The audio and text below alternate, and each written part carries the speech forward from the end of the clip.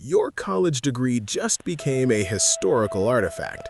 In 2026, we've moved past the AI is a cool tool phase and entered the human labor is obsolete phase. We are witnessing the first ever white-collar industrial revolution, and it's happening 10 times faster than the first one. While the 1800s replaced human muscles with steam engines, the 2020s are replacing human brains with silicon. For a century, the middle class was built on information work, accounting, coding, legal research, and middle management. These were the safe jobs.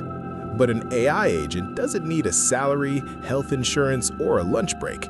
It costs pennies to do the work of a $150,000 a year analyst. This creates a terrifying economic phenomenon called structural displacement. The jobs aren't just gone for now, they are deleted from the human economy forever. Here is the part they aren't telling you on the news. GDP is still going up. Corporations are reporting record-breaking productivity. The economy is doing great, but you aren't. That's because the link between labor and wealth has been permanently severed.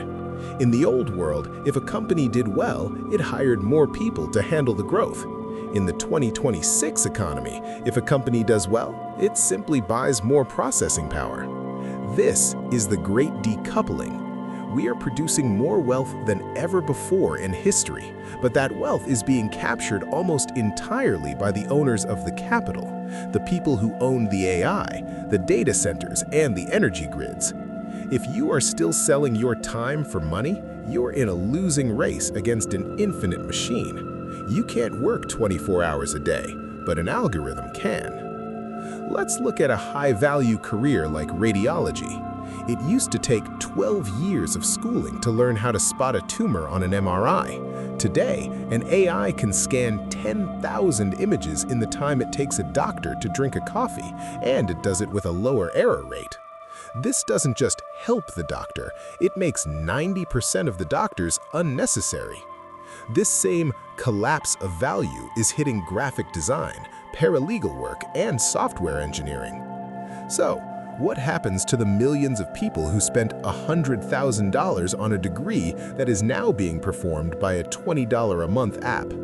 They are forced into the service economy, competing for lower-wage physical jobs that the machines can't do yet, like plumbing or nursing. This creates a labor glut at the bottom, driving everyone's wages down. But here is the O factor.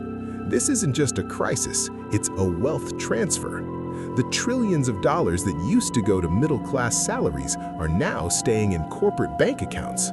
This is why we're seeing a renewed, desperate push for universal basic income, UBI. Governments know that if 40% of the population is unemployed, the consumer economy dies. Who buys the iPhones if no one has a job? The social contract is broken. The old advice of study hard and get a good job is now dangerous. To survive, you have to pivot from being a laborer to an owner. You need to own the assets, the intellectual property, or the specific inelastic skills that machines can't touch. What are those skills? First, high-stakes strategy. A machine can find data, but it can't decide what to do with it in a messy human world. Second, deep empathy. We will always pay more for a human therapist, a human coach, or a human leader. Third, complex physical manipulation. Until we have humanoid robots that can fix a leaky pipe in a 100-year-old basement, trades are the new safe haven. Don't wait for a government handout or a retraining program. The machine age is here. You either own the machine or you are replaced by it. The future of work isn't a place you go, it's a system you own.